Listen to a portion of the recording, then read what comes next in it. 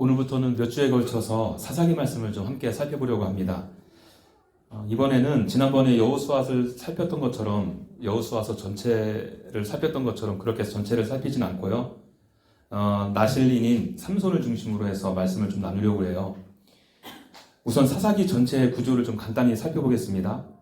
사사기는 크게 세 부분으로 나뉘어져 있어요. 사사기 1장 1절부터 3장 6절까지가 서론이에요. 이 서론은 크게 둘로 나눌 수 있는데요. 1장 1절에서 2장 5절까지가 첫 번째 서론인데 지리적, 군사적 측면에서 본 당시의 상황이 설명되어 있습니다. 그리고 2장 6절부터 3장 6절까지가 두 번째 서론으로서 그에 대한 종교적, 영적인 설명을 기록해 놓았어요. 다시 말해서 이스라엘 백성들이 가나안에 정착하는 모습에 대한 신학적 평가라 말할 수 있습니다. 그리고 이제 두 번째 단락은요, 3장 7절에서부터 16장 마지막 절까지예요. 두 번째 단락을 본론으로 볼 수 있는데 이 본론에서는 드디어 사사들이 등장하죠. 사사를 영어로 하면 judges라고 번역했잖아요. judges라는 것은 재판관, 판사로 번역이 주로 되어서 사법 기능하고 연결시켜서 이해하기가 쉽습니다. 그러나 성경에서 사사는 이스라엘이 공경에 빠졌을 때 하나님께서 특별한 능력, 주로 전투적 능력을 더해주셔서 이스라엘을 그 공경 중에서 구원해 주시고 회복하는 도구로 사용하셨어요. 일종의 군사령과 같다 생각하시면 좋겠습니다. 그런데 왜 재판관, 판사로 번역될 수 있는 judges라고 표현을 했느냐? 이스라엘 백성이 공경에 처했다는 것은 무엇을 의미합니까? 이 백성이 어려운 가운데 처했다는 것은 하나님과 올바른 관계를 의미하는 의, 그것이 무너졌다는 것이고요. 이 의가 무너졌기 때문에 정의 또한 무너질 수밖에 없는 것이죠. 하나님께서는 이 사사를 통해서 의와 정의를 세우시기 때문에 그렇습니다. 그리고 마지막으로 17장에서 21장인데요. 17장에서 21장은 사사기의 결론 부분이면서 사사기서의 부록과 같아요. 사사기에서 1장부터 16장까지는 연대기적, 그러니까 시간적 순서에 의해서 기록되었는데요. 이 17장에서 21장에 기록된 사건들은 16장 이후의 사건이 아니고요. 사사들이 치리하던 그 어느 때에 일어난 사건들이 기록되어져 있습니다. 다시 말해서 사사기 기자는요, 이 사건들을 소개하면서 사사기 시대의 시대상이 어떠한지를 보여주면서 이 사사기서를 결론 맺고 있는 거예요. 그래서 이번에 우리가 사사기를 살필 때에는 첫 번째 서론, 그리고 부록이면서 결론 부분을 먼저 살펴보려고 합니다. 그리고 나서 나실린인 삼손과 관련된 이야기를 좀 살펴보려고 해요. 자, 오늘은 사사기 1장 말씀을 중심으로 좀 살펴보죠. 1장 1절을 함께 읽어볼까요? 1장 1절 시작. 여호수아가 죽은 후에 이스라엘 자손이 여호와께 여쭈어 이르되 우리 가운데 누가 먼저 올라가서 가나안 족속과 싸우리이까. 여기 보시면 사사기의 시작이 어떻게 됩니까? 여호수아가 죽은 후에. 여호수아서의 시작은 어떻게 되고 있는지 제가 읽어드릴게요. 잘 들어보세요. 여호와의 종 모세가 죽은 후에 여호와께서 모세의 수종자 눈의 아들 여호수아에게 말씀하여 이르시되. 잘 들으셨나요? 여러분 여기도 보니까 여호와의 종 모세가 죽은 후에 이렇게 시작하고 있어요. 그렇죠? 한글 번역으로 보면 여호와의 종이라는 번역이 들어가 있어서 달라 보이는데요. 그러나 히브리 원문을 보시게 되면 문자 배열이나 순서가 동일합니다. 모세가 죽은 후에 그리고 여호수아가 죽은 후에 이렇게 기록되어 있어요. 여러분 그러다 보니까 사사기의 1차 독자들은 이 1절을 읽으면서 여호수아서에 기록된 승리의 함성을 기대했을지도 모르겠어요. 왜요? 모세가 죽은 후 이 여호수아서가 이렇게 시작하면서 어떤 일들이 있었습니까? 먼저 이스라엘 백성의 리더인 여호수아를 세우시죠. 그리고 여호수아에게 함께 해주실 것을 약속하시고 가나안 땅으로 들어가라 하십니다. 가나안 땅을 차지하라 명령하세요. 이에 여호수아는 하나님의 말씀에 순종합니다. 물론 중간중간마다 불순종했던 적도 있지만 대체적으로 순종하였다 말할 수 있어요. 이 순종의 결과로 정복전쟁에서 승리하게 되죠. 그들 가운데 안식이 임한 것입니다. 여러분, 제가 몇 차례 설명드렸습니다만 이 가나안 정복의 진정한 의미는 구원받은 하나님의 자녀가 이 땅에 살면서 누리는 안식, 평안을 의미한다 말씀드렸잖아요. 그리고 하나님만을 섬기는 제사장 나라로서의 본을 보이는 것입니다. 가나안 민족들도 하나님 앞에 나오게 하는 것이었어요. 여호수아가 이제 그런 발판을 마련한 것입니다. 이것이 여호수아서의 전반적인 내용이었어요. 그렇기 때문에 여호수아가 죽은 후에 이렇게 시작하는 사사기는요, 각 지파별로 분배된 땅을 차지하는 모습을 우리가 기대할 수 있다는 거예요. 자유인이 된 이스라엘 백성들이 하나님을 선택하고 하나님만을 사랑하고 하나님만을 기뻐하고 즐거워하는 모습을 우리로 하여금 상상하게 한다는 거죠. 사사기 1장을 얼핏 보면요, 1차 독자들의 기대대로 그렇게 흘러가는 것 같습니다. 적어도 1장 18절까지는요. 여러분들이 사사기 1장을 펴셨잖아요. 18절 이전까지 붙여진 제목들을 여러분들의 눈으로 한번 확인해 보시겠습니까? 어떻게 쓰여 있죠? 소제목들 보세요. 유다 지파가 예루살렘과 헤브론을 치다. 온니엘이 드비를 치다. 유다와 베냐민 지파의 승리. 지금 이렇게 되어 있잖아요. 여기까지만 보면 전체적으로 각 지파별로 정복 전쟁을 아주 잘 감당하는 것처럼 보입니다. 그렇죠? 그런데 여러분, 19절 말씀을 다 같이 한번 읽어보고 19절 말씀 시작. 여호와께서 유다와 함께 계셨으므로 그가 산지 주민을 쫓아내었으나 골짜기의 주민들은 철병거가 있으므로 그들을 쫓아내지 못하였으며. 여러분, 이 말씀 보세요. 여호와께서 유다와 함께 계셔서 그가 산지 주민을 쫓아내었다 하고 어떤 접속사가 붙습니까? 그러나 골짜기의 주민들은 쫓아내지 못했다. 이렇게 지금 기록하고 있어요.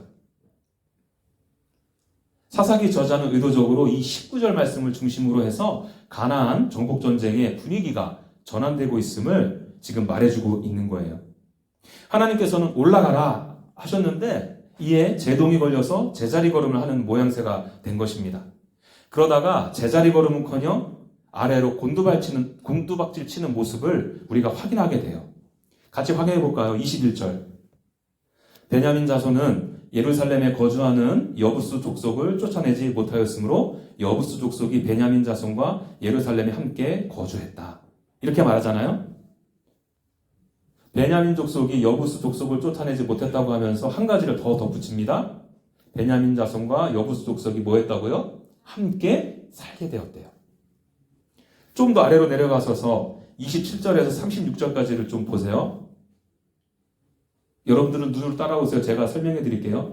므낫세가 해당 지역의 사람들을 쫓아내지 못하매 가나안 족속들이 결심하고 그 땅에 거주하였다고 합니다.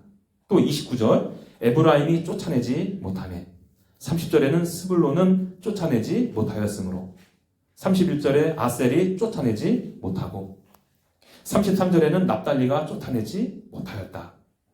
여러분, 이 짧은 구절들 속에서 쫓아내지 못했다라고 아주 도배가 되어 있죠. 거기다가 중간중간 이 몇 구절 사이 안에는 노역을 시켰다라는 말까지 더해 놓았습니다.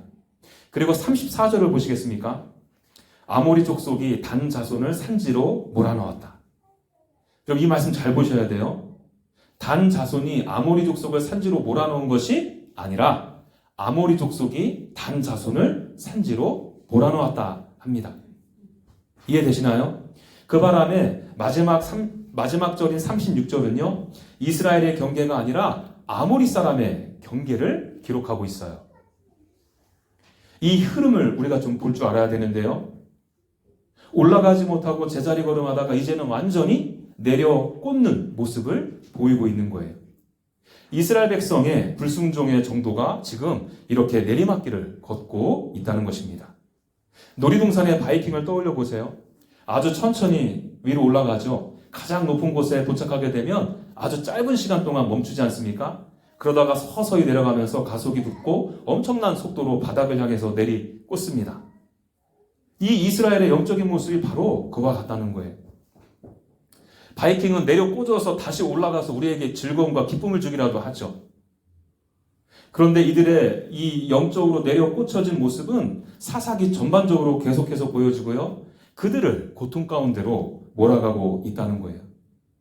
그래서 사사기를 어떻게 읽을 것인가 라는 책이 있어요. 이 책의 저자는요, 27절과 이 36절을 설명하면서 소제목을 붙였는데 미묘한 내리막 이렇게 붙였어요. 저는 아주 적절한 표현이라 생각합니다. 여러분, 그 전환점이 되는 구절이 바로 19절. 이 말씀을 다시 한번 들여다보시겠습니까? 다시 한번 정리해 드릴게요. 여호와께서 유다와 함께 계셔서 산지 주민을 쫓아내었다. 그러나 골짜기의 주민들은 쫓아내지 못했다. 이렇게 정리할 수 있을 거예요. 여러분, 이 말씀은 어떻게 읽고 보느냐에 따라서 최소한 두 가지 해석이 가능하게끔 그렇게 번역이 되었죠. 어떻게 해요? 하나님께서 유다와 함께하지 않으셔서 골짜기의 주민들을 쫓아내지 못했다. 이렇게 해석할 수 있지 않겠어요? 쉽게 말해서 이 골짜기의 주민들을 쫓아내지 못한 근거가 하나님께 있다라고 볼 수 있다는 것입니다. 또 반대로요, 골짜기의 주민을 쫓아내지 못한 근거를 유다 지파로 보는 것이죠. 유다 지파가 산지 주민과의 전쟁에서는 하나님을 신뢰했는데 골짜기의 주민들과의 전쟁에서는 하나님을 신뢰하지 못했다. 이렇게도 해석이 가능한 거예요. 여러분들은 어떠한 해석이 옳다고 생각하시나요? 여러분, 이 19절과 비슷한 표현이 열왕기상에서 한 번 더 기록되어졌는데요. 우리 함께 열왕기상 20장 23절을 찾아서 보겠습니다. 열왕기상 20장 23절. 제가 읽어드릴게요. 아람 왕의 신하들이 왕께 아라되 그들의 신은 산의 신이므로 그들이 우리보다 강하였거니와 우리가 만일 평지에서 그들과 싸우면 반드시 그들보다 강할지라. 그럼 여기 보니까 산의 신이라는 표현이 나와요. 여러분, 이 구절을 살피기 전에 이 구절이 언급된 배경을 간단하게 설명드릴게요. 벤하닷이라는 아람 왕이 있었는데 이 아람 왕은 자신이 관할하는 32개 소왕국의 왕들과 연합해서 북이스라엘의 수도인 사마리를 침공하였습니다. 당시에 이스라엘의 왕이 누구였느냐? 이스라엘 역사상 가장 악한 왕으로 꼽히는 아합 왕이었어요. 하나님께서는 이스라엘의 엄청난 열세 속에서도 벤하닷과의 첫 번째 그 전투에서 승리하게 하십니다. 하나님께서 이스라엘의 악한 왕 아합에게도 승리를 주신 거예요. 우리가 좀 전에 읽은 23절은요, 그 첫 번째 전투에서 패배한 벤하닷 왕과 그의 신하들이 2차 전쟁을 준비하는 내용이에요. 일종의 다 같이 모여서 전략회의를 한 것입니다. 왕이시여, 저들의 신이 산의 신이었기에 당연히 산에서 한 전투에는 우리가 실패할 수밖에 없었습니다. 그러니 이번에는 평지, 즉 골짜기에서 싸우는 게 어떻겠어요? 그러면 반드시 우리가 승리할 수 있을 것입니다. 지금 여호와 하나님을 벤하닷의 신하들은 어떻게 인식하고 있었습니까? 산의 신으로 보고 있었다는 거예요. 여러분, 이것이 여호와 하나님에 대한 그들의 믿음이었어요. 그들이 여호와 하나님에 대해서 얼마나 알고 있었는지는 우리가 정확하게 파악할 수는 없죠. 그러나 산의 신이라고 말할 정도의 지식은 있었다 말할 수 있습니다. 어쩌면 이스라엘의 신성한 곳, 즉 성전이 항상 산에 있었기 때문에 그렇게 생각했을 수도 있었을 거예요. 하지만 그들의 가까운 과거에 무슨 일이 있었나요? 오늘 본문이요. 여호와께서 함께 계셔서 산지의 주민을 쫓아내었다. 그러나 골짜기의 주민들은 쫓아내지 못했다. 이 사사기 1장 19절과 관련된 사건입니다. 벤하닷 왕과 그의 신하들은 이 역사적인 사건을 통해서 여호와 하나님을 산의 신이다 이렇게 믿는 계기가 되었다고도 볼 수 있을 거예요. 여러분, 이 믿음이 꽤나 신실했던 것 같아요. 왜냐하면 이 전략을 채택해서 이번에는 정말로 골짜기에서 2차 전쟁을 치르거든요. 여러분, 이에 대한 하나님의 반응이 참으로 놀라운데요. 쭉 내려가셔가지고 열왕기상 20장 20절을 보십시오. 그때에 하나님의 사람이 이스라엘 왕에게 나와 말하여 이르되 여호와의 말씀에 아람 사람이 말하기를 여호와는 산의 신이요 골짜기의 신은 아니라 하는도다.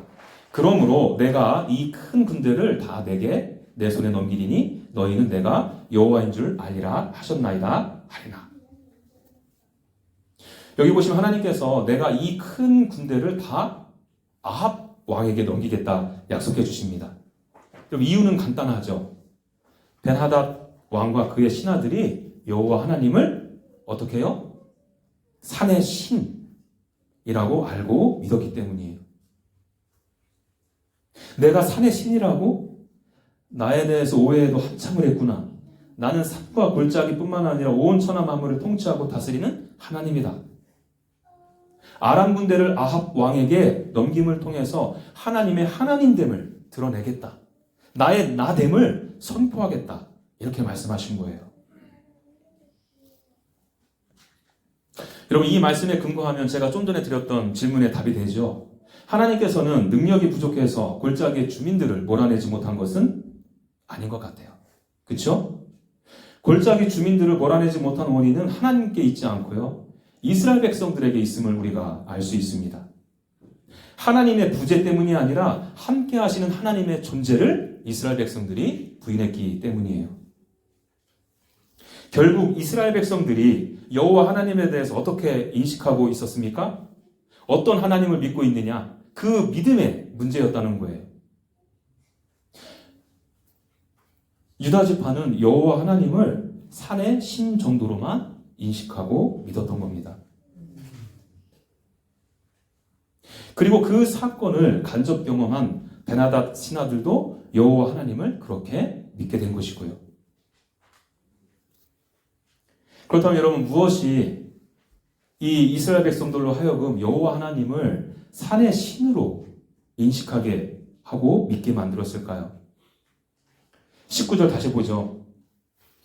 답은 금방 나올 거예요. 철병거 때문이에요. 자신들의 전투력과 비교했을 때 압도적 전력 차이가 있었던 거죠. 산지의 전투에서는 게릴라전이 가능할 수도 있어요. 그러니까 승리를 엿볼 수 있죠. 그러나 평지에서는 철병거를 당해낼 재간이 없는 것입니다. 자신들 앞에 놓여진 철병거의 존재감에 압도되어서 감히 올라가지 못한 거예요. 사실 지금까지 모든 전쟁에서 하나님께서 함께해 주셨기 때문에 승리할 수 있었잖아요. 우리가 여호수아서를 살피면서 계속 살폈잖아요. 그 내용을 알게 되었잖아요. 이 철병거 앞에서 순간 하나님의 존재를 밀어내게 된 것입니다.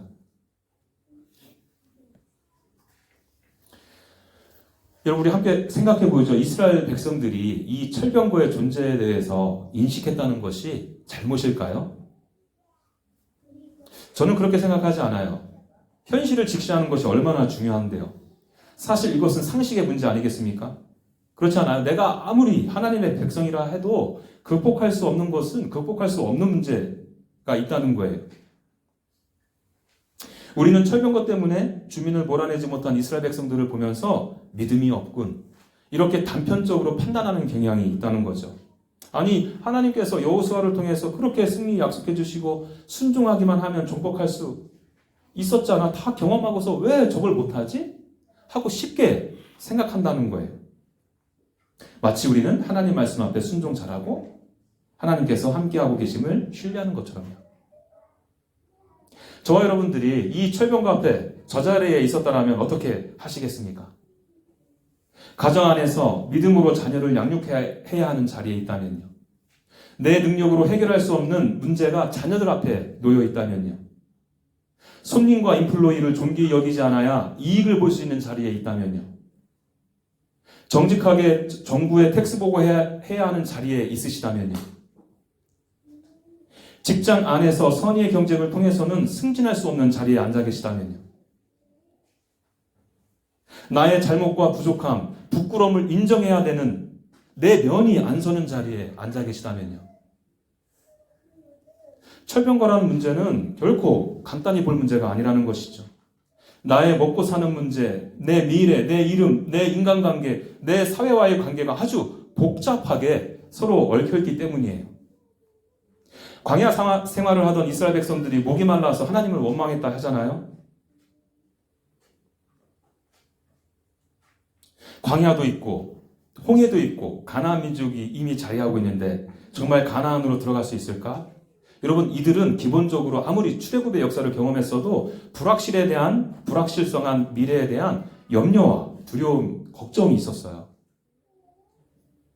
여러분, 그것도 모자라서 당장에 먹고 사는 문제, 이 문제 앞에 걸린 것입니다. 나는 그렇게 목말라 죽어간다 쳐요. 내 사랑하는 부모님, 내 사랑하는 자녀들의 입술이 쩍쩍 갈라지는, 그거 어떻게 하겠습니까? 복잡하지 않다는 거예요. 철병거는 제 아무리 애쓰고 노력해도 내 능력과 힘으로는 절대로 극복할 수 없는 현실의 벽입니다.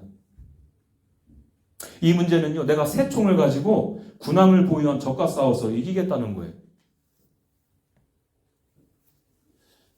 제 아내는 이 철병거와 같은 문제 앞에 직면하게 되면 꼭 저에게 오빠 기도해야죠 하고 말합니다. 예, 저도 기도하죠. 왜 안 하겠어요? 그런데 여러분, 기도한다고 해서 철병과 같은 문제가 우리의 원함과 바람대로 해결되거나 사라짐을 많이 경험하셨나요? 저는 개인적으로 안 될 때가 더 많았고요. 우리가 보기에 더 좋지 않은 상황으로 연결이 될 때도 많았어요. 그래서 현실의 벽은 점점 더 높아져 가고 반면에 믿음이라는 것은 우리에게 추상적으로 다가올 때가 많다는 것입니다. 여러분, 우리는 성경의 인물이나 사건을 대하면서 인생은 결코 간단하지가 않다는 이 전제 하에서 말씀을 들여다봐야 돼요. 내 삶이 그렇게 처절하고 복잡한 것처럼 성경 이야기 속의 사람들도 우리만큼 처절하고 복잡했다는 거예요. 그 가운데 그들이 하나님을 선택하는 상황도 쉬운 상황은 절대 아니었다는 것입니다. 그렇다고 해서 여러분, 오늘 본문은 저와 여러분들로 하여금 맞아, 철병거가 있으니까 우리 어쩔 수 없어 하고 적당하게 현실과 타협하는 삶을 살아야 한다고 말하는 것일까요? 세상이 말하는 상식, 그러나 무엇이 상식인지 그 기준마저도 모호한 상식선 안에서 살라고 우리에게 권면하는 말씀일까요? 그건 또 아닌 것 같아요. 팀 켈러 목사님은 이 19절 말씀을 설명하시면서 이렇게 말씀하셨어요. 믿음 없는 상식이 통하기 시작했다. 세상과 타협, 상식선에서의 무마를 믿음이 없는 것으로 보고 이 말을 한 것 같아요. 예, 여러분, 하나님께서는 철병거와 같은 우리의 삶 앞에서 저와 여러분들의 믿음을 요구하십니다. 믿음의 삶을 살기를 원하세요. 그러나 하나님께서 우리에게 믿음을 요구하시는 것은 우리 삶 가운데 일어나는 문제들을 충분히 다 알지 못하셔서 그 때문이 아니라는 거예요. 하나님께서 우리 인생이 살아가는 현실을 잘못 파악하셔서 믿음을 요구하는 것은 아닙니다. 오히려 하나님께서는 현실을 더 잘 알고 계시죠. 여호수아서 17장 18절에요. 그 산지도 내 것이니 비록 삼림이라도 내가 개척하라. 그 끝까지 내 것이 되리라. 가나안 족속이 비록 철병거를 가졌고 강할지라도 네가 능히 그들을 쫓아내라 하였더라. 하나님께서는 여러분 이미 이스라엘 백성이 철병거 앞에 마주할 것을 다 아셨어요. 얘들아, 철병거가 너희들 앞에 놓일 것을 내가 안다. 그러나 철병거가 있다 하더라도 네가 이길 수 있을 것이다. 이렇게 약속해 주신 것입니다. 이 말씀은 우리 인생의 복잡함에 근거해서 사람 사는 거 다 똑같은 거지 뭐 하면서 정당성을 주장하는 것을 원천 봉쇄하십니다. 하나님, 요즘에 누가 그렇게 삽니까? 하면서 온갖 종류의 핑계를 대며 믿음으로부터 도망치는 것을 합리화하지 못하도록 하는 말씀이에요. 다시 말씀드립니다. 하나님은 우리 앞에 철병거가 마주하고 있다는 것을 전혀 모르지 않으십니다. 이 땅에서의 고단함, 수고로움을 모르지 않으세요. 우리가 겪는 고통, 우리의 슬픔, 우리의 어려움, 낭패, 좌절, 우리의 절망을 절대 모르지 않으신다는 거예요. 그렇다고 현실에 적당히 타협하고 살아라, 상식적으로만 살아라, 그렇게 말씀하시지도 않으신다는 거예요. 믿음으로 그 가운데 살라고 말씀하십니다. 현실로부터 도망하지도 말고 현실을 부정하지도 말고 현실을 직시하는 가운데 그 현실과 마주하는 가운데 그 복잡함, 그 어려움 가운데 그것들을 끌어안고 믿음으로 살아내라. 그래서 여러분, 그리스도인들은 지극히 현실적이지만 현실주의자들은 아닙니다. 그렇다고 이상을 추구하지만 이상주의자도 아닌 것이에요. 현실에 뿌리를 들고 살지만 상식에 발목이 잡히지 않고 하나님의 약속을 붙잡고 하나님의 나라를 사는 인생들입니다. 상식적이지만 상식에 제한되지도 않는 삶을 사는 거죠. 여러분, 세상의 상식은 그 기준 자체가 명확하지 않고 분명하지 않아요. 올바르지도 않고요. 그리고 그것들과 하나님의 상식과 대치될 때가 너무나도 많거든요. 그렇다면 여러분, 우리가 우리의 믿음이 피상적이지 않고 실제적이기 위해서 우리에게 필요한 것은 무엇이겠습니까? 우리 다 함께 사사기 2장 1절을 좀 보시겠어요? 같이 읽어볼까요? 시작. 여호와의 사자가 길갈에서로부터 복임으로 올라와 말하되 내가 너희를 애굽에서 올라오게 하여 내가 너희의 조상들에게 맹세한 땅으로 들어가게 하였으며 또 내가 이르기를 내가 너희와 함께 한 언약을 영원히 어기지 아니하리니. 여러분, 이 말씀은 하나님께서 철병거 앞에서 적당히 세상과 타협하고 상식이 믿음을 이기기 시작했을 때 이스라엘 백성들에게 이 말씀을 주시고자 여호와의 천사, 여호와의 사자를 보낸 거예요. 미묘한 내리막길에 들어서서 영적으로 이제 완전히 곤두박 칠 때 하나님께서 여호와의 사자를 통해 주시는 말씀입니다. 여러분, 이 장면이 독특하다고 여겨지는 부분이 있어요. 다시 한번 1절을 눈으로 보시겠습니까? 이미 말씀드린 것처럼 거기 보시면 여호와의 사자라는 표현이 있어요. 이 영어 성경을 NIV 영어 성경으로 보게 되면 The angel of the Lord 이렇게 번역했습니다. A angel 이게 아니고요. The angel. 그러니까 어떤 특정한 천사임을 가리킨다는 것을 눈치챌 수 있죠. 성경에서 많은 경우에 여호와의 천사, 다시 말해서 The angel of the Lord 이렇게 번역될 때는요. 이 여호와의 천사가 인간이 아니라 어떤 초월적인 존재로 등장할 때가 많다는 거예요. 그래서 많은 신학자들이 이 여호와의 천사, 이 2장 1절에 기록된 그 여호와의 천사를 성육신 전에 그리스도로 보고 있습니다. 여러분, 꼭 그게 아니더라도요. 이 여호와의 사자는요. 적어도 하나님과 구분이 잘 되지 않는 그런 존재인 것만은 분명해요. 그러니까 구약에 나타난 그리스도로 이해할 만큼 하나님과 동일시까지 되는 신적 존재임에 틀림이 없습니다. 왜 그런지는 조금 더 살펴보죠. 그럼 이 사자가, 여호와의 사자가 어디로부터 왔다고 합니까? 길갈. 우리 여호수아서 공부할 때 길갈이라는 장소 생각나시나요? 이 길갈이 갖고 있는 의미 대단했잖아요. 여호수아서 5장 9절입니다. 여호와께서 여호수아에게 이르시되 내가 오늘 애굽의 수치를 너희에게서 떠나가게 하였다 하셨으므로 그곳 이름을 오늘까지 길갈이라 하느니라. 길갈이라는 단어가 무슨 뜻이었습니까? 굴러가다. 애굽의 수치가 굴러갔다는 거예요. 이곳에서 이스라엘 백성들이 무엇을 했습니까? 이 길갈이라는 곳에서 할례. 요즘 말로 치자면 세례를 받은 것입니다. 그리고 이 할례를 받고 나서 그곳을 하나님께서 애굽의 수치가 굴러간 곳이다 해서 길갈이라 불렀다는 거예요. 너희는 이제 자유자이고 무엇보다 여호와 하나님의 백성이다. 애굽에서 노예되었던 그 모습, 그 수치가 다 굴러갔다. 애굽에서 가졌던 삶의 기준과 가치, 욕망과 더러움과 죄악 같은 것들 이제 다 굴러보내라.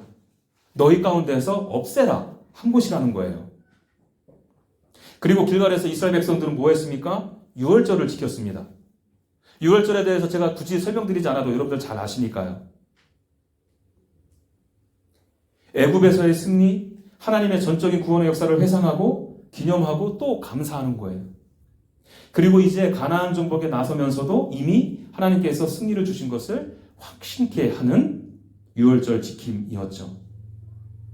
그리고 나서 여호수아가 칼을 빼고 손을 들고 서 있는 사람을 마주하고 있는 장면이 나오죠. 그래서 묻잖아요. 당신 우리 편입니까? 아니면 적들 편입니까?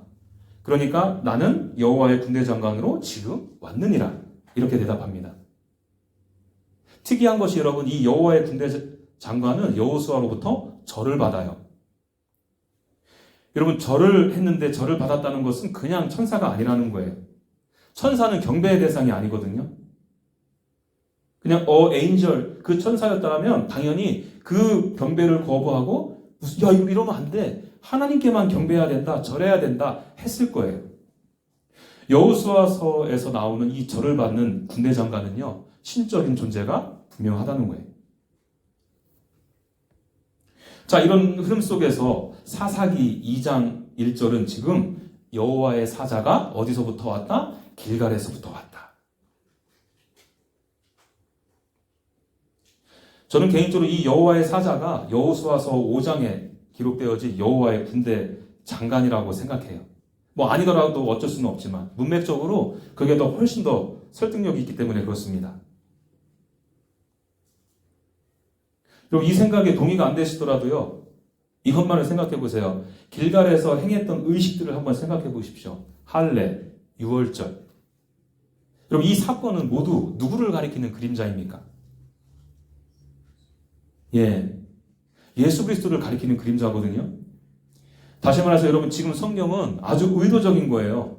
철병거 앞에서 두려워하는 이스라엘 백성들에게 길갈의 하나님의 은혜, 그걸 기억하라는 겁니다. 길갈의 하나님이 너희들에게 어떤 하나님이셨는지 그걸 되새겨주는 거예요. 이 길갈의 하나님과 너희들이 관계를 회복해야 한다는 것입니다. 이 관계 회복이 철병거를 이겨내는 믿음의 근간이 되기 때문이죠. 여러분, 하나님과의 관계와 사귐 속에서 하나님의 존재감이 내 신령 가운데 더 크게 다가오면 다가올수록 우리 앞에 마주한 철병거의 존재감은 더더욱 작아지는 것 아니겠습니까? 이스라엘 앞에서 철병거가 사라지는 일은 없을 거예요. 또 사라졌다 하도 또 나타날 것입니다. 그러나 작게 여겨지게 되는 거예요. 존재하지만 존재감 없게 여겨지게 되는 것입니다. 여러분, 저는 이 말씀을 통해서 우리가 이 철병거를 다룰 수 있는 지혜가 있어지기를 바라요. 여러분, 우리 앞에 얼마나 많은 철병거들이 있나요? 우리 능력으로 감당할 수 없는 현실의 벽들이 참 많죠. 그러나 철병거가 두려워서 세상과 타협하게 되면, 상식에만 머무르는 판단과 행동이 지속된다면 어떻게 되겠습니까? 이 세상은요, 우리가 믿는 하나님을 산의 신으로 여길 거예요. 이 세상이 왜곡된 시선으로 여호와 하나님을 인식하게 하고 믿게 만드는 것입니다. 그뿐인가요? 점점 가나안 민족과 함께 살게 되고요, 나중에는 가나안 민족으로부터 쫓겨나게 되는, 영적으로 그렇게 곤두박질을 치는 일들이 우리 가운데 일어나게 된다는 것입니다. 이 말씀은 세상에서 말하는 실패자, 그 개념은 아니에요. 좀 전에 말씀드렸던 것처럼 이것들로 인해 하나님 안에서 참다운 평안과 기쁨을 누리지 못하게 된다는 것입니다. 하나님과 깊은 사귐과 교제 속에서 하나님을 기뻐하고 즐거움을 빼앗기게 된다는 거예요. 당연히 철병거의 문제는 간단하지 않죠. 그래서 여러분, 이 철병거 앞에서 우리가 솔직하게 정직하게 하나님 앞에서 우리의 연약함과 부족함을 인정했으면 좋겠어요. 어차피 안 되는데 뭐 하면서 현실을 도피하거나 부인하지 말고요. 다 잘 될 거야 하는 출처가 확실하지 않은 무한 긍정회로를 돌리지 말고요. 이 철병거 앞에서 우리는 길갈의 하나님께 나아가야 돼요. 하나님의 은혜이신 예수 그리스도께로 더 가까이 나가기를 소망합니다. 우리의 예수님께서는 인간이 되셔서 인생의 복잡함을 모두 다 경험하셨어요. 우리의 인생이 그렇게 간단하지 않음도 경험하셨죠. 우리 인간이 경험할 수 없는 고통, 슬픔, 어려움, 낭패, 좌절, 절망을 경험하셨습니다. 십자가 고난을 다 감당하셨잖아요. 그렇기에 우리 주님은 저와 여러분들을 동정하십니다. 그 철병거 앞에서 너희들이 주저앉아 있고 힘들어하고 괴로워하는 거 우리 주님이 다 알고 계신다는 거예요. 그런 저와 여러분들 내치지 않고요. 주하나 나와 함께 가자. 내가 그 순간 가운데도 너와 함께 있어.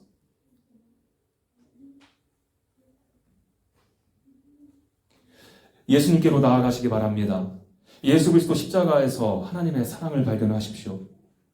우리를 향하신 하나님의 지혜에 감탄하십시오. 하나님께서 얼마나 크고 위대하신지를 우리가 보기 원합니다. 철병가가 지니는 존재감과 감히 비교할 수 없는 하나님의 존재감에 압도되십시오. 철병가는 여전히 존재하겠지만 그 존재감은 지극히 미약할 것입니다. 우리의 삶이, 우리의 모든 삶의 영역에서 우리의 믿음이 드러나게 될 것입니다. 세상은 그런 우리를 보고 여호와 하나님을 산의 신이라 하지 않을 거예요. 온 천하 만물을 다스리시고 통치하시는 분이시다. 이렇게 고백할 것입니다. 바라기는 우리가 이 말씀을 통해서 내 앞에 놓여진 철병거가 무엇인지 한번 깊게 되돌아보시고요. 그리스도 앞에 나오셔서 이 문제들이 해결되어지고 극복되어지는 은혜의 시간들로 가득 채워지기를 소망합니다.